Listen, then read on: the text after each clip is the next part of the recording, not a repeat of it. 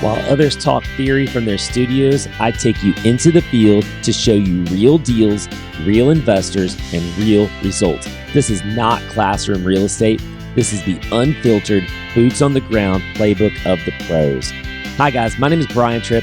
I live in Birmingham, Alabama, but I travel all across the country to bring you in-person interviews and property walkthroughs of professional real estate entrepreneurs. I'm so glad you're along for the ride, so let's get into today's show. What's going on, everybody? We are out here in Childersburg, Alabama with Jimmy Moore, and today we're going to talk about developing a subdivision, getting the plans. We're going to look at the plans here in a second, and we're actually going to go to a city council meeting right after this interview. Yeah. And I'm going to give you a sneak peek of that because Jimmy, you're trying to get this thing approved. You've already got the land. We're standing on pavement here. There's a school in the background, but you're trying to get the actual.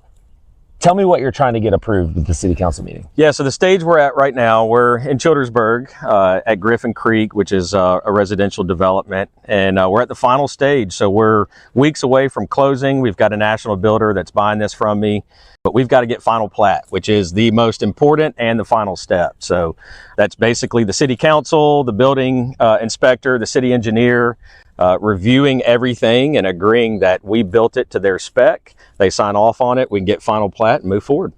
Okay, so I don't know anything about developing land. Never done it. Yeah. I've talked to a few people about it. So I'm going to probably ask you the most basic, stupid sounding questions. Final plat, take me through that. I don't even know what that means. You're trying to get a final plat. Yeah, so when you buy a piece of land, you have to make sure it's entitled, which basically just means it's got the proper zoning. So you can take raw dirt through entitlement, then you get entitlement, you got to take it through your preliminary plat, which is your conception, your design, what you say you're going to do. Then once you do what you say you're going to do, then that's when you get your engineer to come back out, all the other parties to certify everything, measure everything. You got to start getting the city involved, the county involved. Everybody has a signature line on the plat saying that they certify you did what you were supposed to do. And then your final plat gets recorded in the county of your project. And that's what kind of goes into the history books as, hey, this is a recorded neighborhood. And that's the step we're at right now. So what I'm hoping to do in this council meeting is get our final plat, which I've been in conversation with the city and all the parties, expect that to happen. Then tomorrow I'll go down to the probate office at the county, get it recorded, and that's it. So to get the final plat, that means you've already been in front of the city council probably numerous times, I would suspect. And so they've already approved it every step of the way. That's right. So there's no reason, as long as you, like you said, you've done everything that you're supposed to do, there's no That's reason correct. why they wouldn't approve it. That's right. Okay. Yeah. So where we're at right now, I feel very confident in getting this. It's just the final step in the process. Okay. So take us through the very beginning, Jimmy. We drove out here. We're a little bit off of 280. We're a few miles off of 280, a couple miles. That's right. Yeah. Probably about a mile and a quarter off Highway 280. In Childersburg. And we drove through, you had made a comment as we were driving through, we drove through where there's a brand new subdivision that had just gone up. Tell me about that comment that you had made about you hadn't seen anything out here when you guys first decided to purchase this land. Yeah, so when I first decided to purchase this tract of land, it's 20 acres, there was absolutely zero data for not only the city of Childersburg, but kind of the surrounding area. You've got a couple of municipalities on either end that had growth. And so the reason for me moving forward and buying this was an intuition that it's going to continue growing and closing that gap. I had a couple different plays on this piece of land. What I ended up doing was my highest and best use of this land, so it worked out great. But I had kind of a fallback plan on a mobile home park or estate lots, kind of a barn dominium community. So I had a plan B and a plan C. But plan A ended up working out great. And about the time that I purchased this, Rouse Coleman, a few other national builders started buying some tracts around me. They moved a little bit faster than me, which worked out really good because momentum breeds momentum. And so, yeah, you do have to worry about absorption and them taking buyers, but the fact that I've sold this to just one national builder doesn't necessarily handicap me on that. And it's proving to the buyer that's building out here that there's a demand. Yeah. So it's actually kind of full circle working in our favor. Okay, so you are not going to be doing the actual building of the homes, but roads are in. Utilities are in, I can see. That's so right. You've had to do, I feel like that's the hard part. How many years, how long does that take? Yeah, so I would say this project, this was my first full development, start to finish. Raw land through what you're seeing today. I will have close to 24 months in this. Yeah. My next project, I feel confident I can do it in half the time. Just because of knowing what I know now. I did not know. I mean, you're saying you don't know anything about development. I didn't either when I bought this. I just had to figure it out. I had to learn. I had to ask people. I had to just go to meetings, and I just knew putting, one foot in front of the other, going to the next step. So knowing what I know now, I feel like I could have cut this project in half. So that kind of, gives hope probably to maybe some people who are watching this and me a little bit, where it looks like again, a mile off 280, you're right next to a school. There's not there at the time, there was no other development going on. And Childersburg is not, it's a good enough area. It's a good area. That's right. It's just a little bit further out from Birmingham. What are we, maybe 50 miles from Birmingham? Yeah, 40, 50 miles? About so, but there's so much job opportunity out here between Birmingham and Auburn. It's just the manufacturing jobs. The logistics. There's a lot of job growth. So really, I don't see anyone that's going to live out here. I would say a very small percentage of those folks actually even need to go to Birmingham. Maybe for healthcare, things like that. But as far as, family and jobs, there is just enough out here to create that ecosystem. So you found this land, it looked attractive to you. You went ahead and bought it. Your first plan, just, hey, I'm going to try to build a subdivision. I'm going to try to develop this.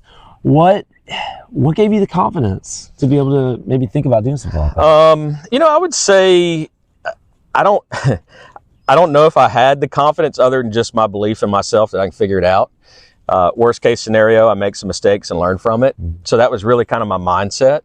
At that time, which we still do to this day, we were building single family homes on scattered lots. And occasionally I would find a 1 acre piece, a 2 acre piece that I would go and subdivide it into maybe 3 lots or 6 lots. So I had the knowledge of what it was like to buy maybe a 2 acre piece and subdivide that into 5 lots.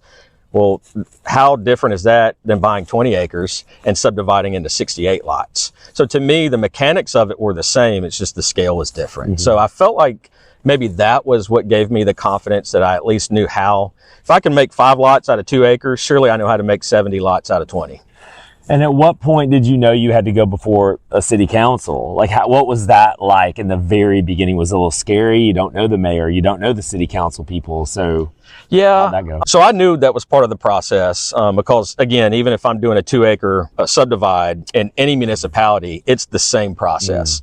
So I was familiar with the process, and honestly, for me, going in front of a council, the mayor, council members, an audience of local residents, it's all about building a relationship, building trust. That's what it's about. If you can go in and build relationship and build trust, being authentic, telling them what your plans are, why you want to do what you do, go in equipped with the data on how this is going to help their municipality, then to me, that sets everybody out on the right foot.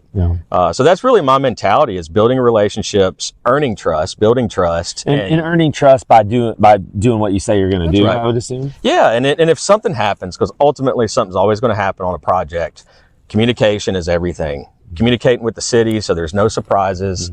But yeah, it went in front of them, stated what I wanted to do. I always kind of check their response. It's kind of checking the appetite or the temperature of the council. There's some municipalities that their appetite and their temperament's a lot different than others. So you got to kind of know how to speak to what their desires are. And you mentioned when we were riding up here that you've had a really positive experience with Childersburg. They've been great. They've been so helpful. Yeah, absolutely. And I met the mayor out here on site about 2 weeks ago with my buyer. We were doing a site visit, and the mayor's been very helpful in their application process. And now he's actually bird dogging some other properties in the community for me. Putting the mayor to work. Yeah. I mean, he's like, hey man, I know some other parcels. So he's actually sending me some leads. It's fantastic. Well, yeah, I'm sure he does know. He's fantastic. So yeah, great experience working with those guys. They do everything by the book, but they're also very easy to work with. So Jimmy, talk to me about you wanting to sell. Was the plan always to get it to this phase and then sell it to someone else? Why not you go ahead and continue with the baton and continue with the building? Why sell it at this phase? Was just the money too much to turn down? What was it? So a couple things. I would say, my answer to that question on this particular site is every season of evolution I'm at in my business, I will make a different decision. Maybe 2 years from now, we would have built this out. Where we were at 18 months ago, I just didn't see that in the pipeline. We had plenty of other projects that we were working on or trying to land. And so that was just kind of the filter that I used. Yeah. I mean, ultimately, we will build on anything that we can build on, but if it just doesn't work in maybe our capital stack or timing, the market, then there's always someone that will buy it. So, and then kind of finally, I'm just curious because there is that other development over there and they've already built, they've already sold. Yep. Does that impact what will be built over here? Like if there is, and I don't know what it was, if there's a 3-bed, 2-bath, so many square feet, so many garage, whatever, will they try to do something similar because now they have comps? Will they try to just kind of do their own thing? I don't know. I don't want to put you in the minds of a different company, but no. I mean, every company has a slightly different model. So the builder that's going to be building here, they're going to be watching what's up the road, but they're not going to necessarily let that impact what they do here. They're a national builder, publicly traded, so they've got their data. They know what works. So no, I mean, really what we're trying to do here and what they're trying to do is just hit that affordability price point. Yeah. And that's going to range on this project between like $210 to $250 on a completed home, which would be a mix of 3 2s, 4 2.5s. So they've got kind of their model that works in, all their regional markets. They will watch what's going in up the street, really from an absorption standpoint, and watch the comps. Absorption just means possibly too many people. That's right. Yeah. Buy. And what's interesting, again, when I bought this tract, there was no absorption data. I searched and searched. There was nothing because there were just no sales. Well, now you're starting to see absorption data, which, will still take really a full 24 to 36 month cycle to see what the real numbers are. But I would expect it to move pretty quick for them here. Jimmy, how do you find that publicly traded company that might want to buy this? Like, how do you go about it? Was it just they found you, or did you seek it out? It's all about just relationships and networking. I mean, I would say right now I've probably got 4 or 5 national groups that I've built relationships with that maybe I didn't have 3 years ago, only had 2. But it's just, working in this ecosystem with other developers, helping them out, asking them to help me out, troubleshoot things. Hey, who are you selling that project to? I'm selling it to this group. Hey, would you mind making an introduction if they're interested maybe in a project that I have? One thing I've realized is that the players in the developing space are extremely helpful and friendly. Guys that have been doing it for, 30, 40 years have become friends and mentors. And then I got a few guys that are just a few years ahead of me. But just networking. For sure. So yeah, to answer your question, it was a relationship that started. I told them about this, and then, you see who has interest and who doesn't. Yeah, for sure. It's a real simple design here. Again, this was a 20-acre parcel. It was almost a perfect rectangle, flat land already. And so what we've done is we cut in 2 roads, one down here off of 4th, and then one right across from middle school here and the high school. And we've put in 63 40-foot lots. And we're standing in the cul-de-sac, which is right here, looking back kind of northeast towards this entrance here. So originally, again, 40-foot lots to hit that price point that builder needs and to hit the price point that I needed out here for this to be profitable. We started with 63 40-foot lots. The fun thing is, about 2 months ago, this space right here, because of a flood line, we weren't able to put lots in, and this was just going to be a little bit of a green space here. You'll see here, this line, this dotted line right here is actually the flood line. It made no sense that it came in, but it did, and we couldn't do anything about it. Well, about 2 months ago, I get a phone call that FEMA has redrawn this, and it's going to be effective October of this year. So this is the plat that we'll get recorded tomorrow, and then I'll come back in and have a phase 2 that will be 5 additional lots that we'll be able to pick up in the 4th quarter of this year. Sometimes all the phone calls that you get are all about things costing more money and taking twice as long, but that was one of those calls that, hey, good news, you can do 5 more lots out here. So, but take me through that. So you're already going to have sold it. Yeah. And So how does that work? So I went back to my buyer, told them about it, and asked them if they wanted to take them down. They gladly said they would. So I papered up a separate contract for those 5. That would be a subsequent closing in the 4th quarter this year. Gotcha. Let me ask you something. Who's in your corner? One of the biggest breakthroughs in my real estate journey came when I stopped trying to figure it all out on my own and I started surrounding myself with high-level investors who are actually doing deals and building real businesses. That's why I created Board of Advisors, a curated mastermind for real estate entrepreneurs who are serious about growth. We're talking real conversations about cash flow, hiring, deal flow, burnout, and strategy, the stuff that actually moves the needle. We're meeting October 6th and 7th in Birmingham, Alabama, and if you've been feeling stuck or isolated or like your business could grow faster with the right people around you, then I want you to go to boamastermind.com and enter that promo code podcast. That way you get a deep discount, and that way you can join us. When I say deep discount, I really mean it. I'm literally only covering my costs to host the event. So go ahead and go to boamastermind.com, enter that promo code podcast, and meet me in Birmingham on October 6th and 7th. What's up, everybody? We are in Childersburg, Alabama, which is about 40 to 50 miles outside of Birmingham, down Highway 280. And we're at City Hall, and we are going to come in here, and they have a special council meeting, city council meeting, that's taking place at 11 a.m., which is not normal. They normally have evening city council meetings once a month, but this is a specially called meeting specifically for Jimmy Moore. So we are actually going to come in here. They've given us permission, which I don't know that we needed it because it's a public building and it's a public meeting, but they have given us permission to come in here and record the meeting, which I've been told is going to be very uneventful. I've been told that they are going to approve the final plat that Jimmy needs to move forward with his development project here in Childersburg. So here we go. That's called a Mylar. So that's actually, it's the official document. See, it's a little translucent. So it's got to be printed on Mylar. Gets everyone's signatures. And it'll get final signed by me. And then I take it to probate to get it recorded. This big old thing? This big old thing will live in the probate office, in the courthouse forever. It'll be digitized, but this is the official document back in the day before there was any electronical ways to digitize documents. This is what lived. And that stays the way it is today. Wow. Interesting. All in favor? Aye. Aye. Meeting adjourned. Thank you, guys. The building inspector and the utilities board has already approved the infrastructure on Yes, sir. there. So those signatures are there per law. Yes, sir.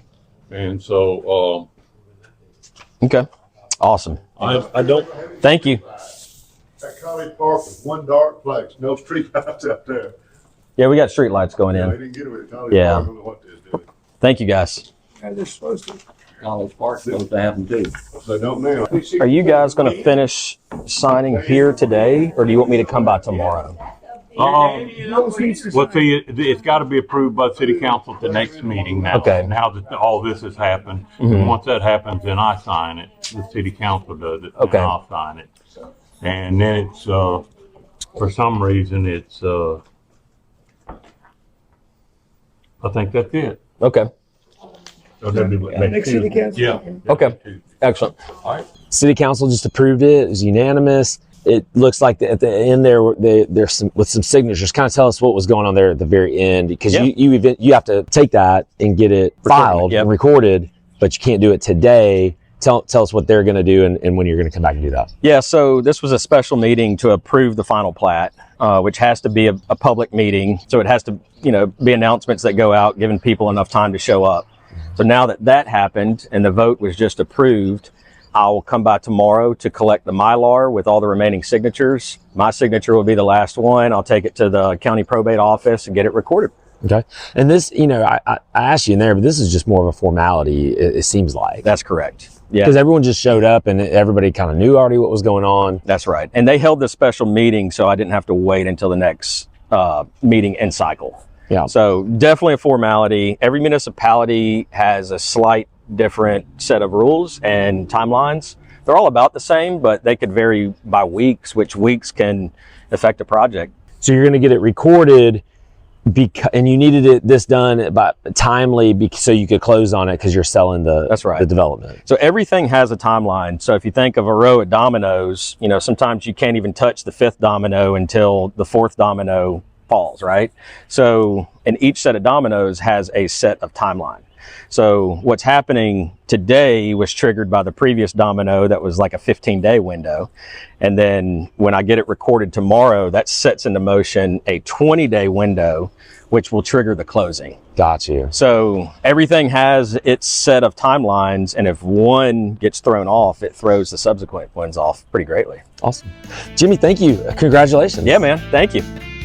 We're meeting October 6th and 7th in Birmingham, Alabama. And if you've been feeling stuck or isolated, or like your business could grow faster with the right people around you, then I want you to go to boamastermind.com and enter that promo code podcast. And I just want to be clear here, this isn't one of those flashy masterminds full of influencers trying to build their followings. This room is built for operators, real estate investors who want to scale their business, not their social media presence. Go to boamastermind.com, enter the promo code podcast, meet me in Birmingham on October 6th and 7th. Kind of did a city council meeting. Yep. And your final plat got approved. You do so much. You're not just developing. You flip houses. You've been doing real estate for quite some time. You actually told me on the way up here that you love real estate. I do. So kind of just take us through what you're up to, like kind of what you have your toe dipped into. Best way for me to describe it, you know, kind of starting with your comment that I'd made. Man, I just love real estate. I love dirt all the way through developing a neighborhood. I love flipping homes, and I love new construction, whether it's a scattered site, new build, or, you know, a neighborhood, a 5-unit neighborhood or a 60-unit neighborhood. So really what my model is really finding where the opportunities are and making sure the juice is worth the squeeze. Sometimes the answer is no, and I pass on it. We've talked a little bit about, you know, kind of business models and, you know, my goal, and I made this commitment about 5 years ago with my business.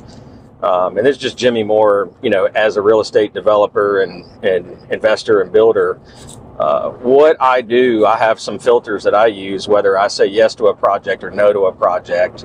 And I'm creating a lifestyle business where I can put my family first, put the people that are important to me first, but also grind and work hard to provide for them in the short run, but also create a legacy in the long run. So that's kind of my filter. So, you know, everything I do has a purpose because it may fund something else that may be more of a long-term play. So like the flips, I mean, they're great, but I'm not doing the flips to make an income. I'm doing the flips to invest more in long-term real estate or to have more investable cash to buy a piece of dirt that I need to sit on to take it through entitlement. The ultimate goal for me is 15 years down the road that I have a pretty clear picture on, that I'm using the opportunities today to build towards that. So that could change year to year. I could say something this year that I'm interested in or more excited about that next year will change, and it all hinges on the opportunities that are in front of us and how I'm progressing towards that goal.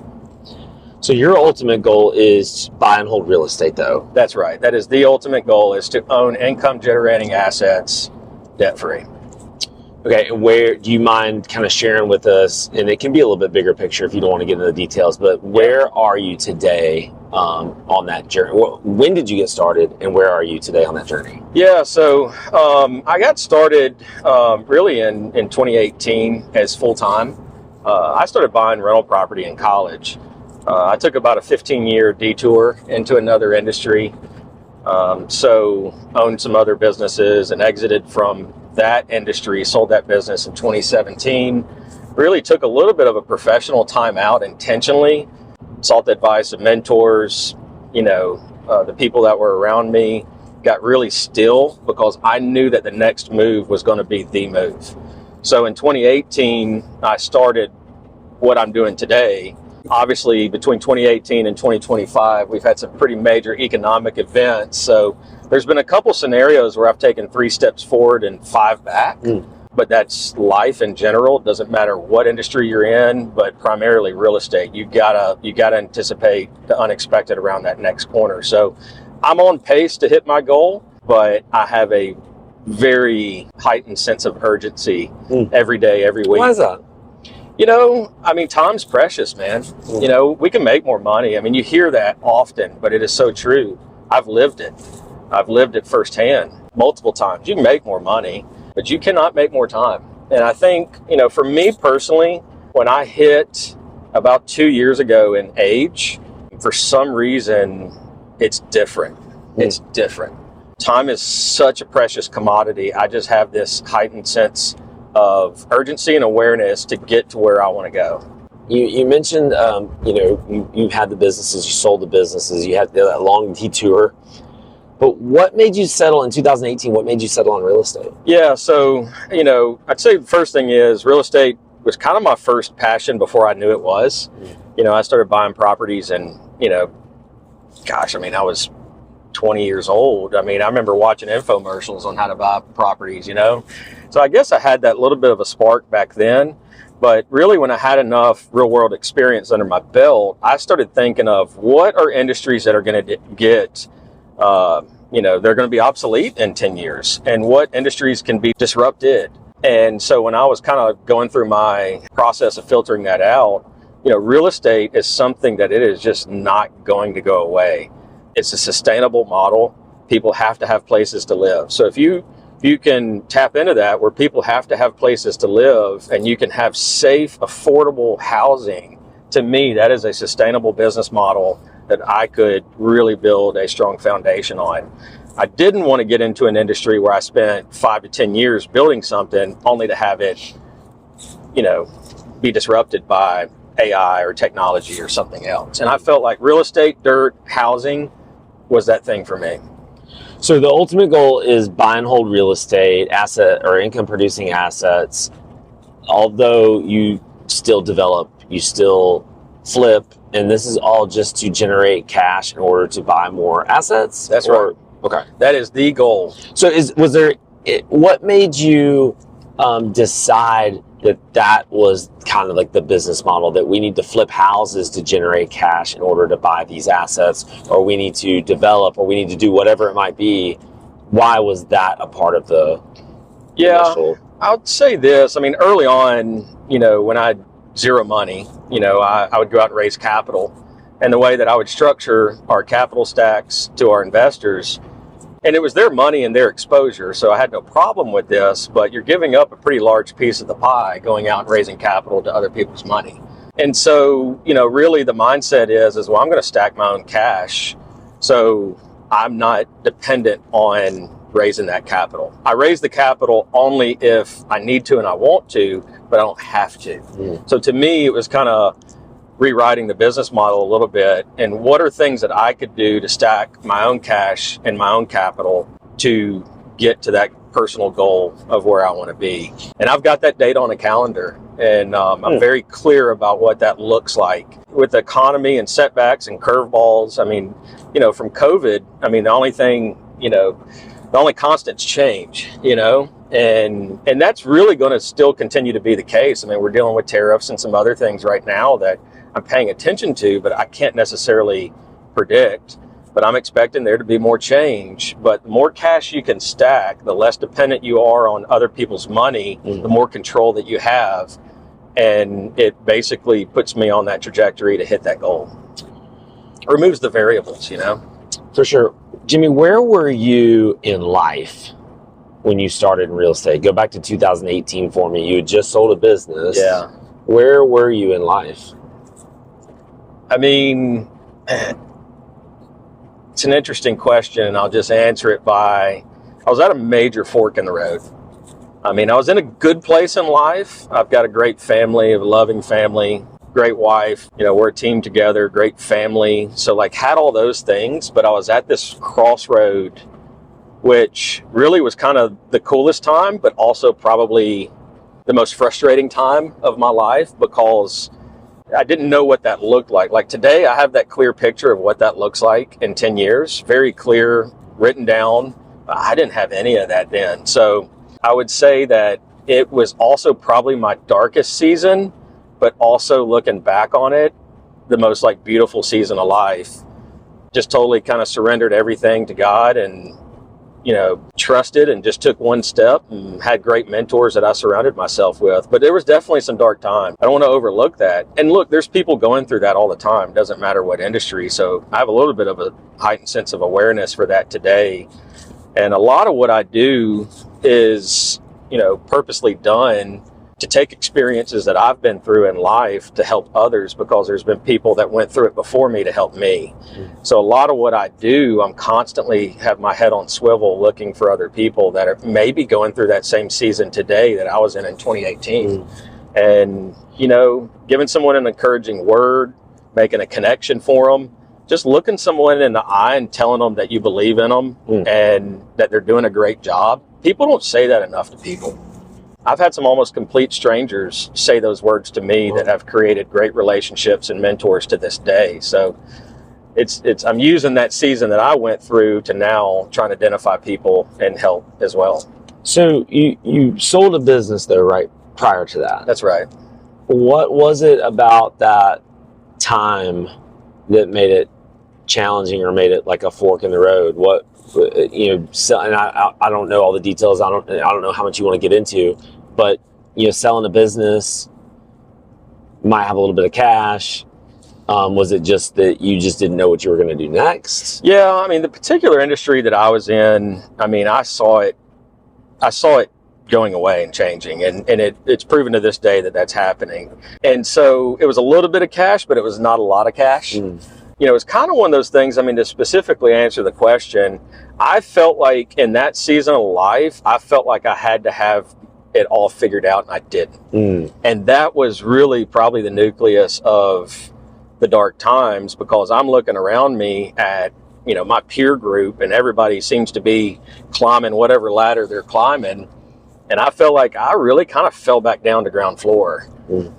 So, but that's what makes it beautiful, because essentially I did. And I forced that fall to knock the dust off. And I knew whatever I climbed next, I wanted it to be the thing. So, but yeah, I think that was it. Just, I really felt like I had to be further along and have more figured out at that point in time. And I think that's an ongoing thing we have probably all struggle with at whatever point in life, but it was a lot different. Looking back now, 7-8 years ago, was that fair? Is that a fair assessment? Yeah. Yes. Yeah, definitely. But I also knew I had to get out of that other industry to find the space that I wanted to spend the next 20 years in. And so I called it a professional timeout, and I had to force it. Do you, obviously there's so much uncertainty, right? Yeah. So that's probably where some fear creeps in. That's right. Yeah. Is real.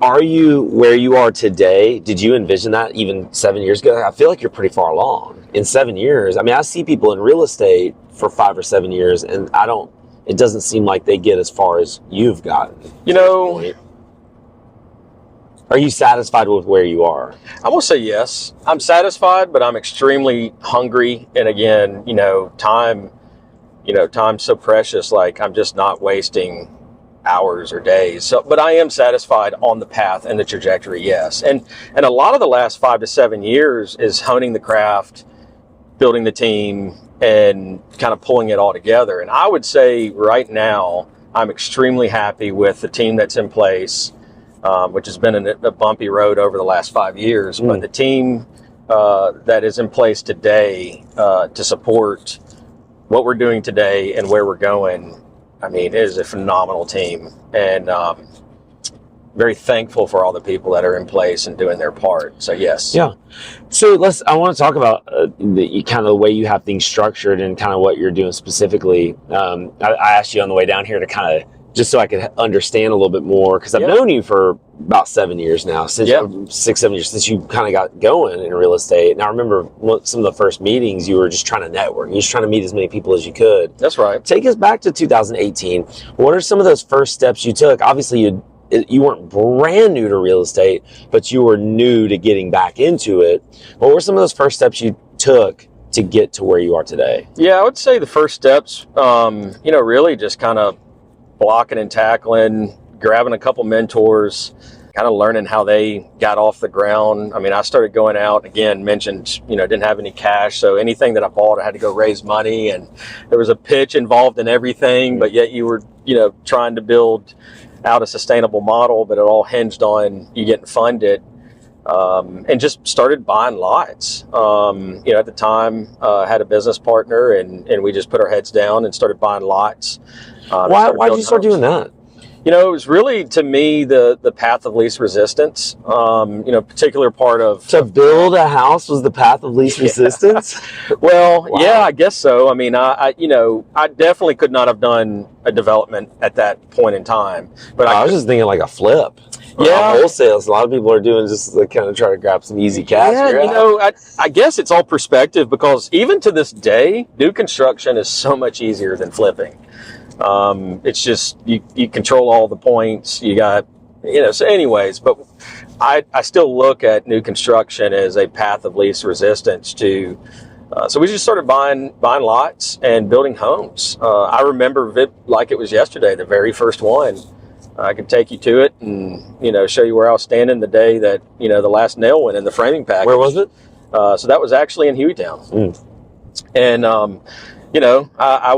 I'd be lying to say if I wasn't nervous at that point in life. But, you get one under your belt, you get two under your belt, and, probably close to 200 new construction homes, and maybe about 35 or so flips, and then 3 developments. You've kind of been through a couple cycles and seen a few things, so those nerves, really are no longer. But yeah, path of least resistance, just started going, and then, hey, could we build 5 homes? Well, if we can build 5 homes, could we build 10 homes? If we build 10 homes, what would it take to build 20?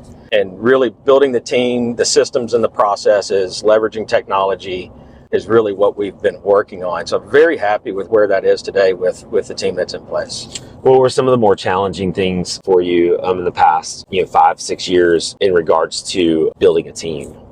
So in regards to building the team, I've always been a very big advocate on profiling. I just believe with looking back on 20 years now of entrepreneurship, zebra doesn't lose its stripes, and people are who they are, and sometimes it takes you a while to figure that out. So I really believe in personality profiles. I put a lot of weight in those, and not only just to kind of weed people out, but also leveraging people's strengths. There's oftentimes a lot of people don't know what their strengths are. So if they fit your piece of the puzzle, you can actually tap their strengths and teach them how to be better at what their God-given talents are. So I not only use it as like a team building tool, but also building leaders and creating just better people. And hopefully, they go on to another organization and even be a better person. Challenges, I would say, is just maybe getting outside of that process. I want to say taking a chance on people, because I do believe in taking flyers every now and then, but looking back on it, the challenges it was not a right fit, but I was trying to force it to be a fit, and I really knew in the beginning, but they were telling me what I wanted to hear, and that ultimately really never works out. Yeah. So that would be one of the biggest challenges on team building. So when you start hiring and you start finding contractors, builders, whatever it might be, you start searching for people to hire. Take me through how you were able to manage the money part of it.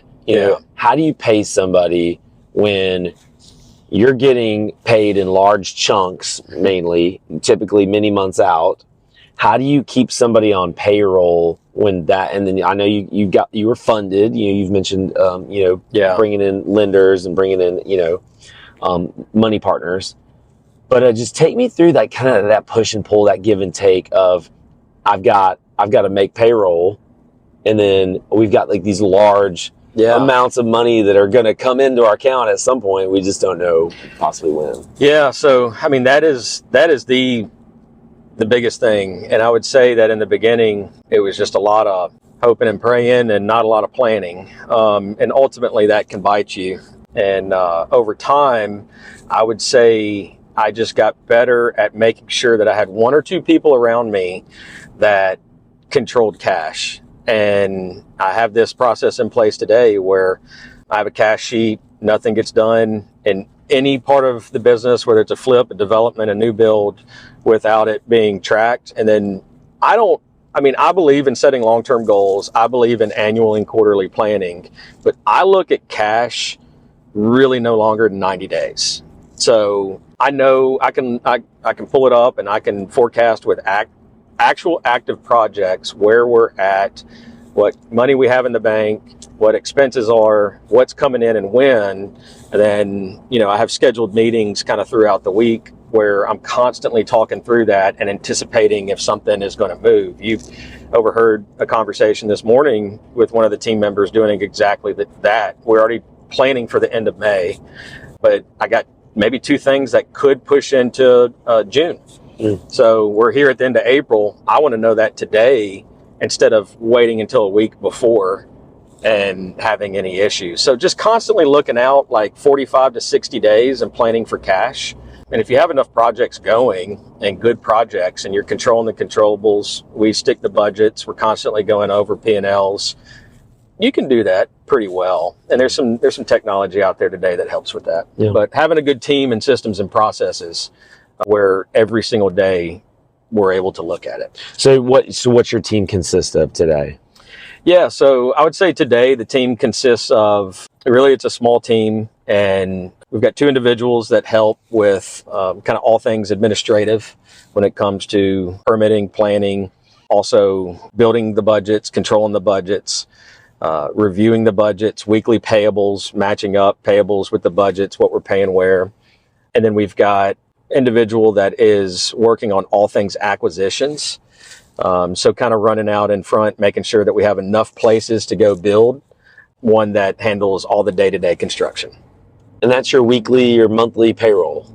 That's correct. That's all on staff? Yeah, that's correct. So really, and I at the pace that we're going right now, there's a few things that I'm going to be introducing in the next couple of weeks to a month that we're about to branch out into and kind of launch another revenue channel. So that will change slightly, but as a whole, that's the crew. And I like to keep it small. I like to keep it intimate where we get each other's backs when someone needs, lifted up. We're very open and transparent with each other. We know that, we all try and show up 100% every day, but maybe someone won't. And so we back that person up. And it really, really, truly is a kind of a family atmosphere.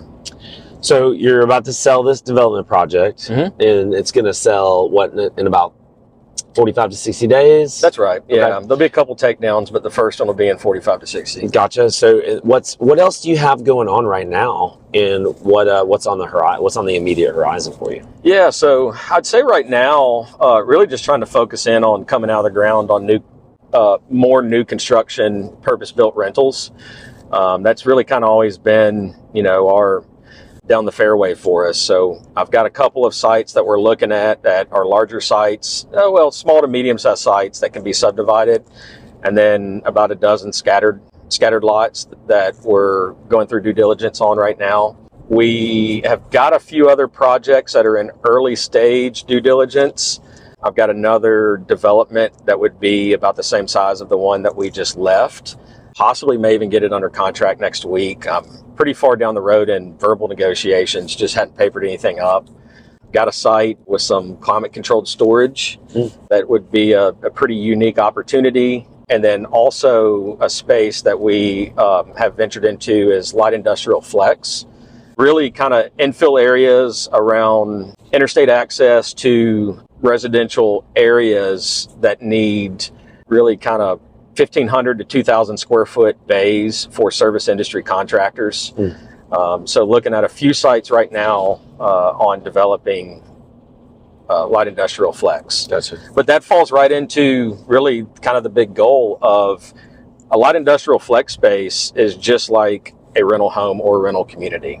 So the asset, even though it's a slightly different asset class, the underwriting and the goal is still the same. Cash flow. And so it's just a diversification play. And I believe there's a pretty good runway on that. And so a lot of these developmental projects, some you're going to sell, some you're going to try to, you mentioned like build to rent. Mm-hmm. So some you're going to try to keep. What is there a certain percentage or certain kind of parameters there that you like to see? So many that you sell, so many that you keep? Yeah, I'd say I'm really kind of in the process of figuring that out right now. As I'd mentioned, when we first started, we just started building and then we started selling, and we looked up 2, 3, 4 years down the road and we sold everything we built. So I'm probably at that point right now where I'm getting more defined in what that looks like. Again, I have that clear goal in the future and it's written down.